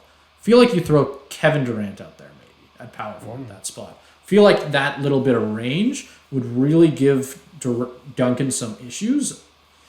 And then center, I feel like I said, you can slide in a couple guys. For the sake of Lakers, I'll throw Kareem in there. And then you said you'd give me Jordan. I don't think I'll take Jordan. Okay. Not because Jordan wouldn't be an instant upgrade to this guy. I feel like I'd probably slide. I feel like you could either say I'm fighting with myself only because you said AI, and I love the idea of throwing AI on a team like this. But I feel like I'd go Dwayne Wade. I really like Wade. Okay. I think he could fit. He's one of those guys where we've seen him be able to fit into star teams really well and just work around the other guys around him. That would be my lineup for that. Okay. That feels like a very... You're definitely... It's a very safe lineup. You're definitely picking from an era. You're definitely picking from the era that I think we both would have grown up like watching, right? Like For sure. Dwayne Wade and Curry and Durant. Like it's a very modern-ish lineup, Modern. which I think would be interesting because I do think it's a stars of the of now generally versus again now-ish. Dwayne Wade isn't necessarily a star anymore. True. But now-ish is in the last like 10-ish years, versus players who were obviously stars in the past. We're looking at Kobe being Kobe and Tim Duncan being the most current, but then you're looking at Jordan, Magic Johnson, Shaq, a little bit earlier. Yep. I think that would be a very interesting game to play. Like Yeah, for sure. It'd be. The thing is, I think the team that I chose to try and beat this team that Curry brought up. Do I think it would beat it? No, probably not. Because like I said, I was choosing a team to be the best starting five of all time, and I ended up with the same one. Because that's just the thing. Like at least in my personal opinion, feel like you can't get more perfect than that. Obviously, like I said, you can slide in guys, slide out guys, and it would still end up around the same thing where you wouldn't get an argument out of me. But if you were to ask me what the perfect starting five is, it's right there. I don't think you wouldn't get an argument out of me. So last Saturday night, I believe it was, I got the chance to go down to Winsport over, I guess if you don't know where that is, Calgary, Alberta, Canada, to watch a game of the new startup Canadian Elite Basketball League, which I assume not many people have heard of. It was super fun. We watched the Calgary Surge take on the Saskatchewan Rattlers. Calgary won by a pretty significant margin. It was great. It was surprisingly good atmosphere for such a small league, small team, small venue. The fans were great. The play was surprisingly good.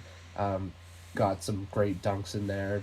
Some great back and forth play, especially in the first half. And it overall felt like a great basketball experience, which was surprising given how small and startup the league seemed to be. But the biggest thing that caught my attention, and something that I think you can project out to a bigger league like the NBA, is how they ended their games. They used a system called the Elam ending, which for those of you who don't know, it's something that the NBA has used in the past few All-Star games. It's where instead of having a timer for the fourth quarter, the way that they did it in the game that I watched is you play normal basketball game up until about 4 minutes left in the fourth quarter. After you've gone past that fourth minute, the next stoppage in play, you take the score of the team who is currently winning, you add 9 to that score, and it becomes your target score. And once a team reaches that target score, then the game is over. There's no winding out the clock. A team who's behind can have infinite time to do so, but they do have to reach that target score. So let's say, I think, in the game that I watched, I think it was about the target score was, I think, like 82. 79? Was it 79? Wasn't it? Oh yeah, it was 79. I thought I read it was 79. It was 79. Yeah, there was 79, which meant that they had 70 points going into it, and Saskatchewan was stuck at like 52 or something. So obviously, huge advantage going to Calgary in that one, but that's kind of how the system's supposed to work, right? Calgary only needs 9 points, Saskatchewan needed like a solid 20 or whatever. And I think it's an interesting system. It's one that I really liked, and it's one, as me being more of a casual basketball fan, wondering if it's just me who's more open to some of these new ideas and is more of a long-time basketball fan. Do you like this new system, or do you see it as something that's a little bit gimmicky? You know what? Normally, when it comes to most things like this, I would be against it. But the more that and if I hadn't done more research into exactly what it was as a whole, I would have been probably against it if I hadn't.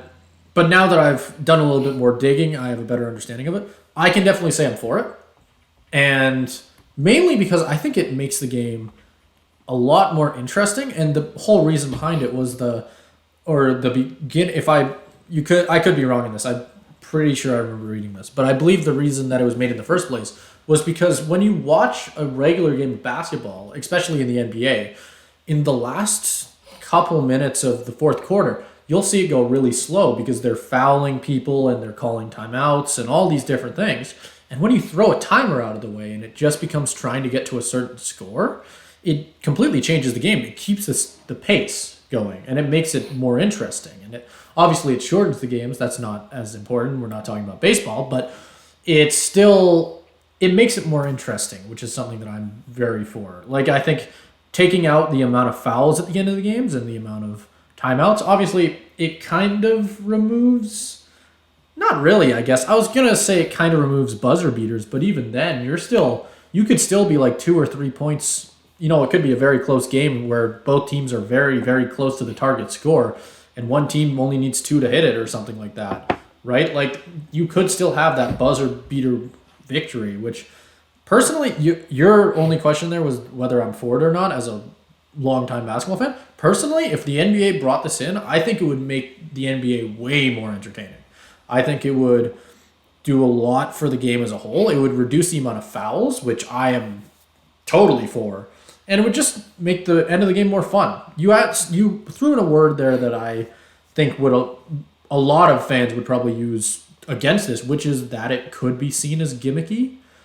But I don't like that. I think that I personally really like. I don't think that just because something is new doesn't mean that it's gimmicky. I like the idea that you can bring in new parts to the game and have it just fit in well because it works and not be hated because it's new. Like there's examples all across sport of new facets of the game being added to certain things. Obviously, there's been a lot of people against. I'll use two. These are two different hockey things. One getting a lot of bad recognition and one getting good recognition. But obviously, the first thing I'll bring up is the shootout when that was added. People in the hockey realm and the NHL realm, and I'm sure Caleb, you have an opinion on this because everyone does. People don't like the shootout.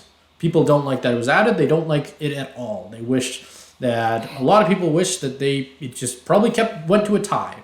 I know that isn't a controversial opinion, but one thing that people really like is they moved away from 4-on-4 to 3-on-3 overtime, which is instantly was loved because it just instantly made overtime so much more thrilling. And that's this change I think would be the same as making it 3-on-3 overtime. You know what I mean? It'd be basketball's version of 3-on-3 overtime. Yeah, and I think it's a lot to. There's a couple things I wanted to hit on, because I did kind of go back and forth on this in my head. I think there's arguments you can make for it and arguments you can make against it. The idea that there's no more buzzer beaters is definitely something to keep in mind. Like I'm thinking of things like the Kawhi Leonard shot to beat the 76ers. Like that same drama isn't there. There was a game that I went to. The only NBA game I've ever went to. It was Magic Wizards, and I'm sure it's went to that game in Orlando. I'm sure it was a long time ago by now, so I don't know if people remember this or not, but it was a game where there's about 0.8 seconds left, and they were inbounding the ball, and essentially they just threw up an alley-oop to John Wall, and they were down by 0.8 seconds left, and they got it in, and that was insane. Like I've been to a lot of in-person sporting events in my life. I've never seen a stadium go silent as fast as that Orlando stadium did. Because it's 0.8 seconds, you don't think anything can happen, and that John Wall comes in and just destroys that franchise. Like, you are kind of eliminating moments like that. But on the other hand, you can flip it and say, now there's a buzzer beater. You're going to create way more moments like that. Yeah. You can almost argue. Because, again, like I pulled up the actual scores. You were right. The target score was 79 in the game that I watched. Then the score going into the target score was 70-59. So you think Saskatchewan has to get 20 more points to reach that 79. Calgary only has to get 9. Not necessarily a close game. Calgary dominated that second half. But it was still an interesting game all the way down to that last play. It did end a little bit anticlimactically because it ended on a free throw. But to get up to that 79 was awesome. Like that the to get to 78 even. It was a great steal by Calgary Yeah. that led to an awesome dunk. Like that moment was awesome, and that kind of like that wouldn't have happened in a regular NBA game. And I think eliminating the buzzer beater is worth it to avoid all of the other like terrible endings to a basketball game. So I know like as a True. casual basketball fan, I really like watching basketball, but one of the biggest reasons I can't get into it as much as I want to is fouls, because it just feels like you're shooting free throws more than you're playing the actual game, especially in the end. I get on. And if I'm gonna just jump in there, just to reassure this, as someone who I watch basketball a lot more casually now, but even when I didn't, and I was very very involved in the and or not involved, but you know what I mean, watching a lot more often, or watching the NBA a lot more often, I had the same issue. I hated fouls. Everyone hates fouls. That's how it is. Fouls suck because at the end of the game it could be super close. And then 2 minutes lasts 10 because everybody keeps jumping on each other and not letting anybody get shots off. And then you end up with games where James Harden has 20 free throws, and it's just like, And eh. I think it's the issue with fouls is honestly, you brought up the shootout. It's the same issue to me. It's that they're not to Yeah. decide the game. They're not playing the sport, and I don't even think it's that it's lasts long, because in the NFL, like I know one of the reasons like my mom couldn't get into football as much is she'd go to a football game and or even have like me and my dad watching, and she'd be like, "Oh, like dinner's ready. Like how many minutes are left in the game?" We'd be like, "2 minutes are left." But obviously in football, 2 minutes isn't 2 minutes. Yeah, Especially in the a lot more than CFL, 2 where the minutes. clock stops after every play after Oh yeah. 3 minutes. Like 2 minutes or after the 2 minute or 3 minute warning, you have like a lot of. You might have to skip dinner and just see her at breakfast. Yeah, exactly, exactly. But that's for me. That's not an issue because there is added suspense and strategy in those last 2 minutes. It's not just the For sure. strategy of like basically like hack a Shack fouling, hoping that someone misses a free throw so that you can come back. It's not that same And strategy. It's time management. I'm very happy you pointed that out because, like you said, there's just that level of the game just isn't there when it comes to fouling somebody. It's just not. You don't see that as much from basketball. I think that's the appeal that football has, at least to somebody like me, where I love learning the strategy behind things. Even in basketball, the little things in basketball, I love the strategy side of basketball. But you don't get to see that as much as you do in sports like football. And I feel like I'm maybe a little biased saying hockey, considering I played it my whole life and I'm able to watch it knowing the strategy behind it. But in sports like that, I can appreciate the strategy a lot more than I can in something like basketball. Especially when at the end of the game it's just foul, foul, foul, foul. Which is why I personally, like I said, if they change this, you would not hear a peep out of me. I would love it. I think it would be great for the game as a whole. Yeah. And I think it would be too, and I think honestly it would get me into watching basketball. I would tune into a lot more games just because of this. Because when I do tune in, it's the fouls that turn me off, like in the main chunk of the game. But then I got even more frustrated, and maybe it's hypocritical speaking as a football fan because like True. talking about commercial breaks, like football has more commercial breaks than any other sport. And I like for people who are gonna like dunk on me for making that point as a the point about commercial breaks as a football fan, trust me, I hate the commercial breaks in football too. If there's anything that my sport needs to improve, it's that. But what football does right is that there are no commercial breaks in that last 2 minutes. You hit the 2 minute warning, you know that's the last commercial break. You're tuning into, unless there's overtime, obviously, you're tuning into that last 2 minutes of drama. Normally, when the game is decided, if it's a good game, it's where the game is decided, and that's uninterrupted. And basketball, timeout after timeout after timeout, because you're saving it for those last couple minutes, and it just breaks at the game. I'm watching the NBA finals or I'm watching the playoffs, and I just like the suspense is there, like I'm into the game, and it just getting broken up to where I don't care anymore. I don't care anymore when you reach that end of a playoff game because I've already been subjected to like 2 different commercial breaks because teams have taken a timeout. Strategically, it's the right move. It just isn't right for the game. Of course. If you got this new ending, Like- you would eliminate those situations. I think that a lot of, I think whether it's going to happen and whether it should, or I think, or you think it should happen, is two very different things.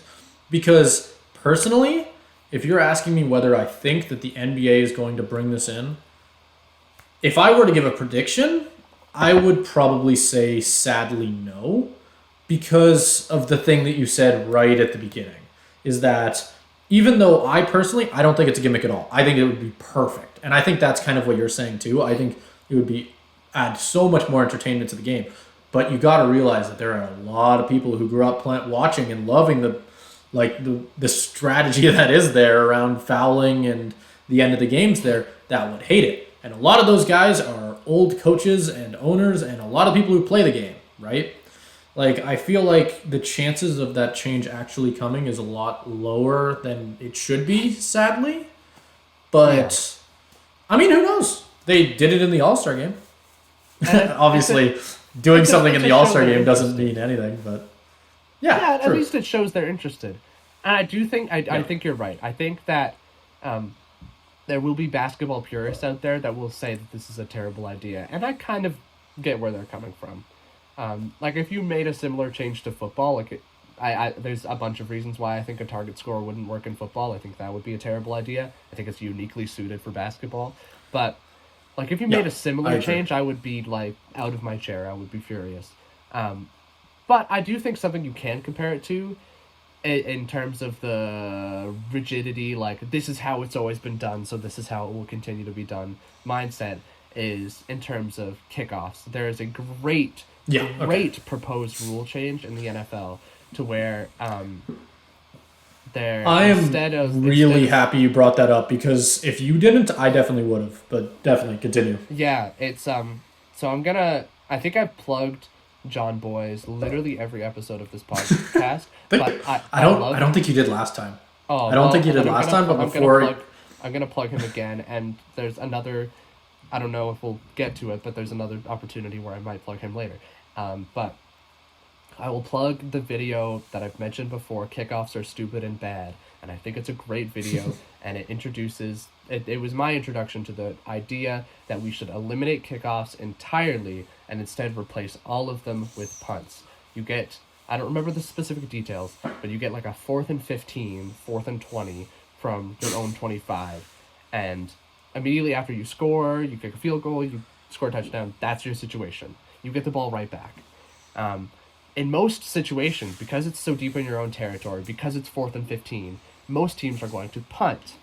And a punt, by definition, is more exciting than a kickoff. Punt returns are more exciting than kickoff returns. He goes into that in the video. Punts are safer than kickoffs because you're starting at the same line instead of starting a field apart and running into each other. And it also eliminates the need for an onside kick, which we've seen in leagues like the XFL, because you also have the option, instead of punting on that 4th and 15, to go for it, which is a great opportunity for teams to get back in the game. It solves so many issues with the game all at once. It solves player safety.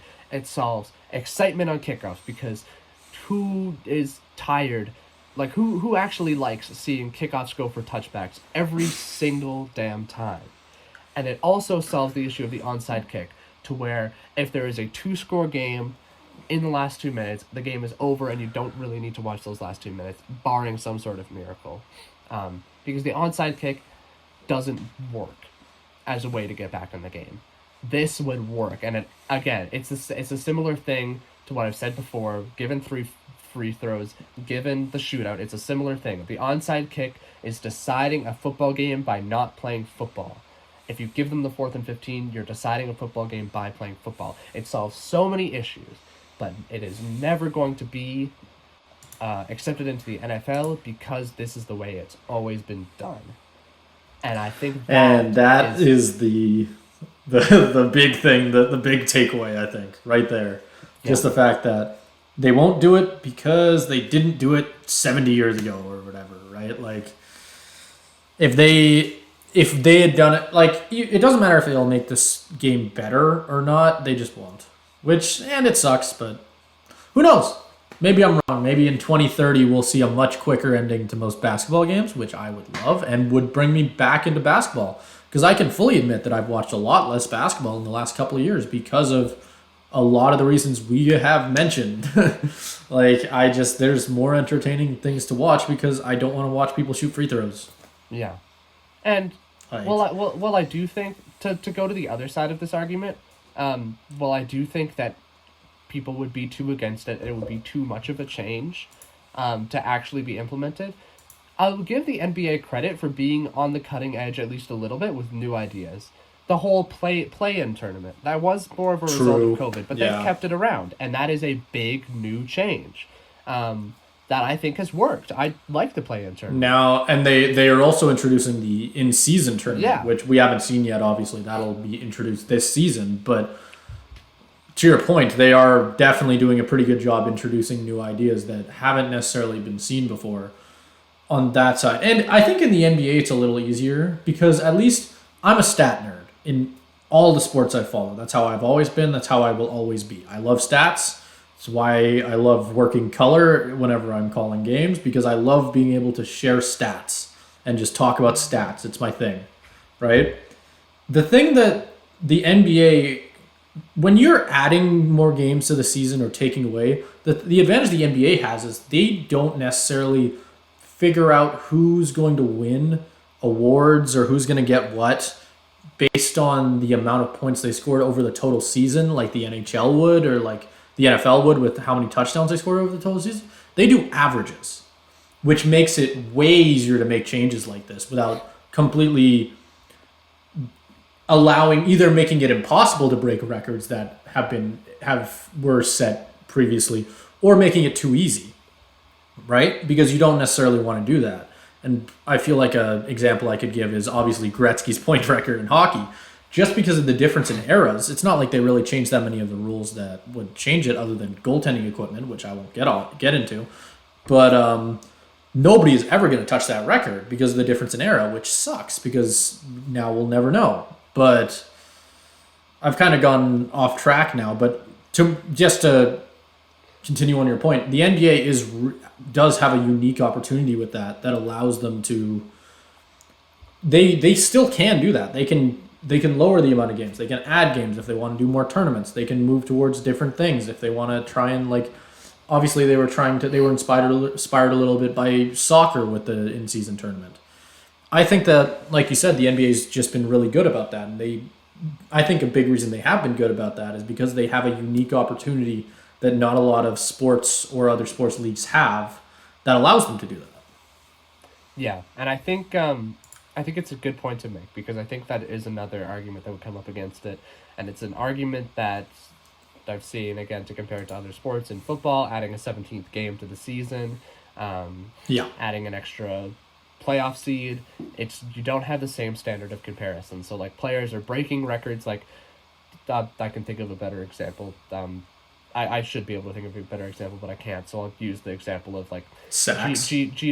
Sacks is a good one, but I was going to use like Geno Smith beating Russell Wilson's all-time Seahawks single season passing yards record. True. Like he did it because he had an extra game. Like if you cut it off at the 16 game mark, he wouldn't have.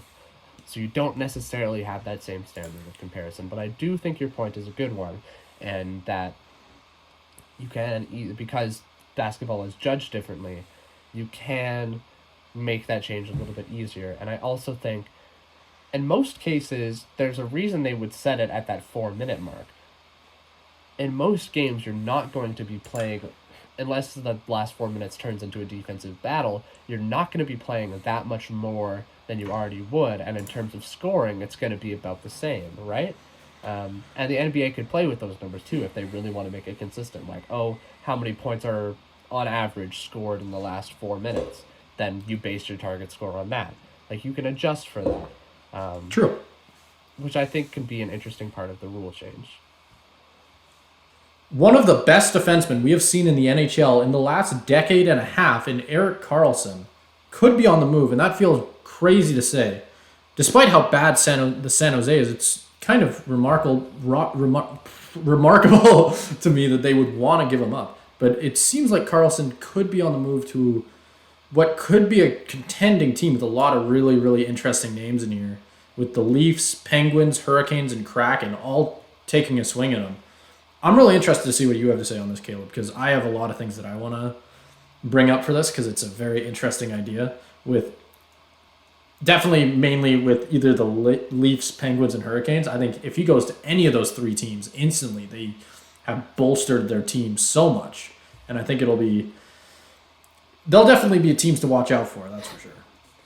Yeah, I think with Erik Karlsson, it is a little bit for me buyer beware, just because this last season seemed like such a flash in the pan. It feels like obviously like not flash in the pan, not as an insult to Erik Karlsson. Obviously like you said, one of the greatest offensive defensemen of the last 15 years. Obviously, like especially his years in Ottawa, awesome. But he is getting up there in age. He has had issues with injury, and there's a reason so many people were surprised by his Norris win this year, by the amount of points he had. Like looking at like our hockey draft that we do, nobody drafted him. People True. didn't see this coming, which is why I say buyer beware, because it feels like it's a bet. Is it a return to form, or is it one last like dying gasp before he returns back to, if he gets another injury, if he starts to fall off a cliff again in terms of production? That would be where my worry would be. Yeah. Now, and there's definitely a big risk there. Yeah. I'm just going to point this out immediately. I don't know if you're going to jump straight into this, but his cap hit is 11.5 for the next 4 years. That's scary. Yeah. Especially if you're making the argument that you are, where you should be a little worried. If that's the case, do you really want to be picking up a guy for $11.5 million for the next 4 years when obviously this next season I'd say there's a good chance that he'll still do well as long as he avoids injuries.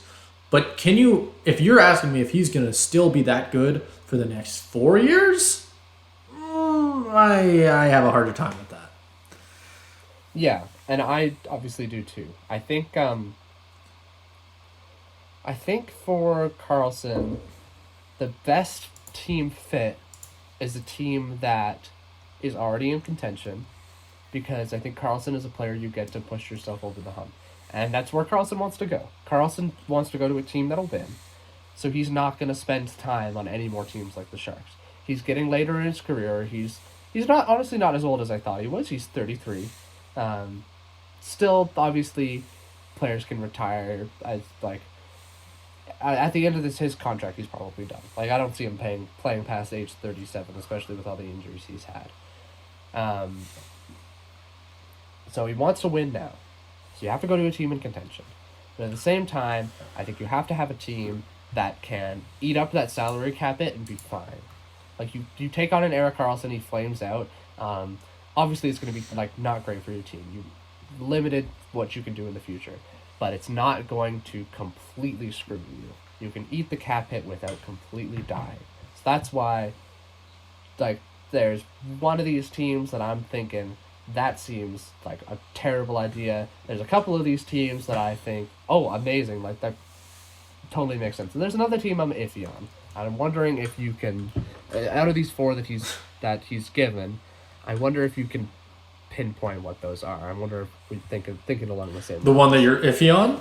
Yeah. What's the one? Well, first of all, which one do you think I'm like? Absolutely no. I think this one is.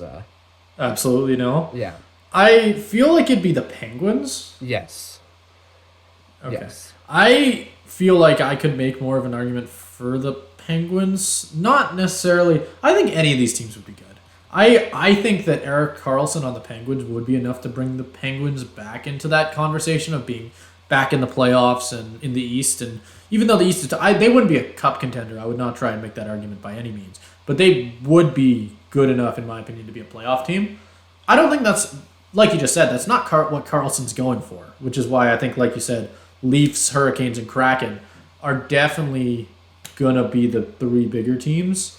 The Kraken is definitely the youngest out of the three, so that's where I'm kind of curious if they necessarily. I'm you know what? Who knows what that would look like?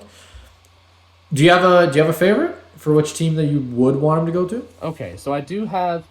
Honestly, I did the team that I thought I have would a be guess the which favorite. one it'll be.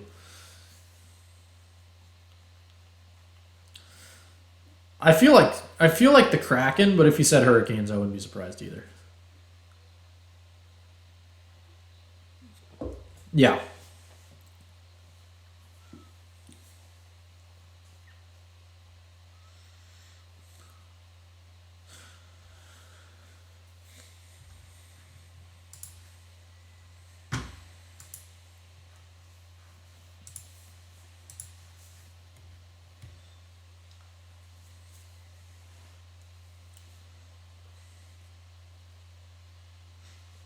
I'd say he has quite a bit. Yeah. There's a couple of good runs with Ottawa there.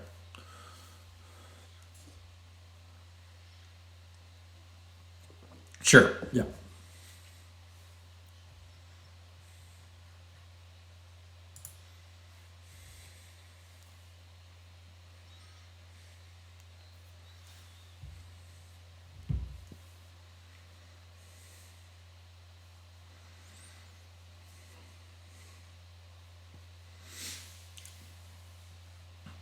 Team him back up with Brent Burns.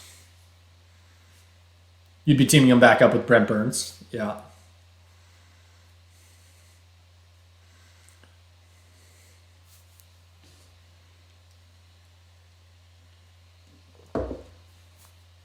Hmm.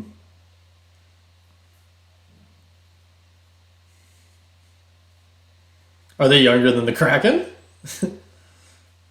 Wow. Really? That is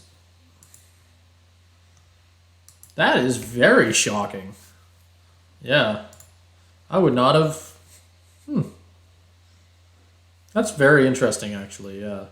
I mean, I when I if I were to pick a favorite out of these four, we haven't even touched on the Leafs yet. We can leave that for last because I think we both they're kind of the middle ground where I would say my favorite Hurricanes. I'm the same. I think that if you went to the Hurricanes, that would be an incredible situation for both sides of it, right? You'd be adding a contender, a guy who hasn't won a cup, to a team that really wants to win a cup. Right? That's like exactly what you could be asking for. It's a guy who can still really add a lot to a squad like that. And then you got the Kraken, obviously.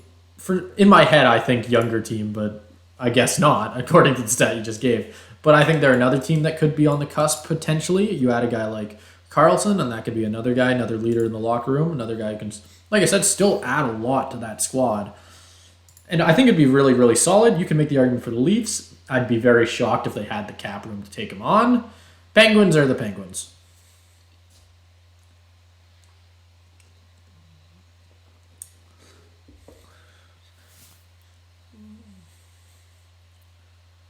I feel like they're all. The thing is, you just have such an old core. Yeah.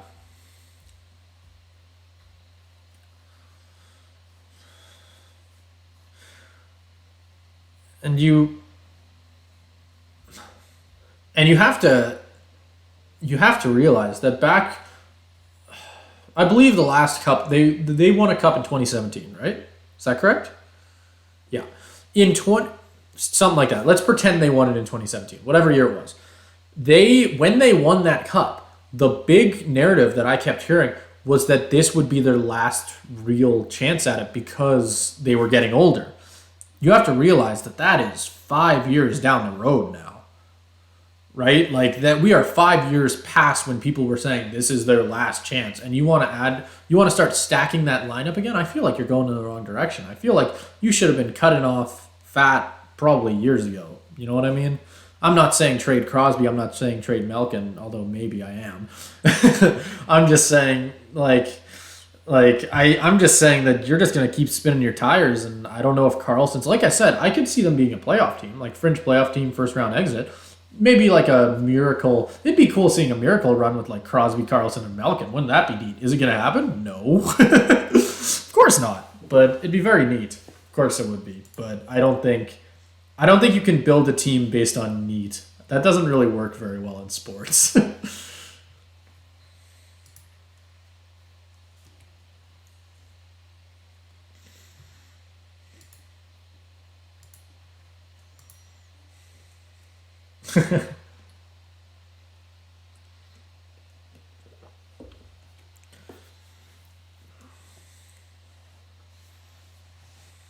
Keep them good enough to make it a first round exit.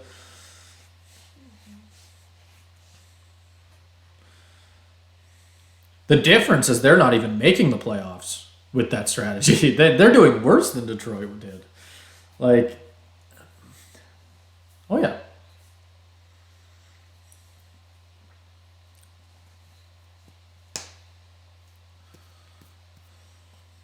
Yeah.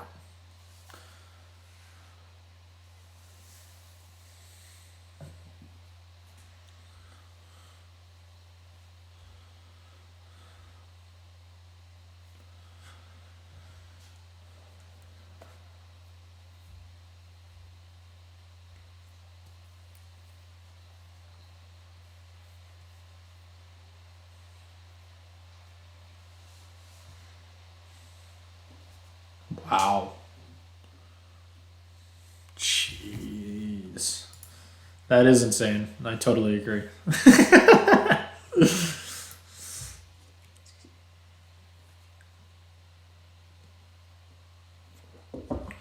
Wow.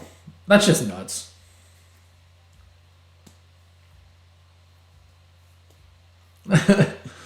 Yeah.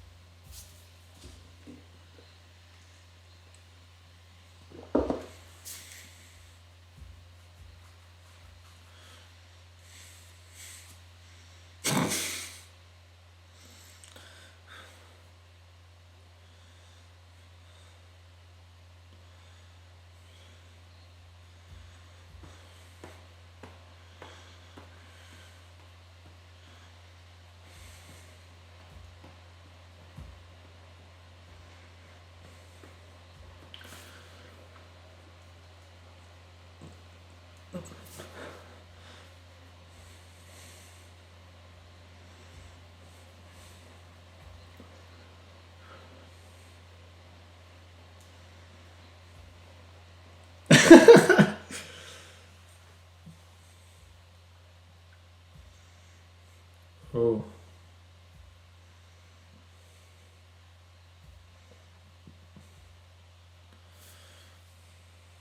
They are definitely the odd man out, without a doubt. In like all these lineups. We haven't talked about the Leafs once because I feel like they're the least interesting. I just don't I just don't care.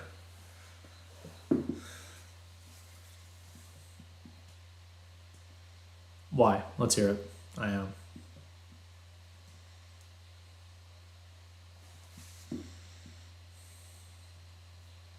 That's it's pretty nice.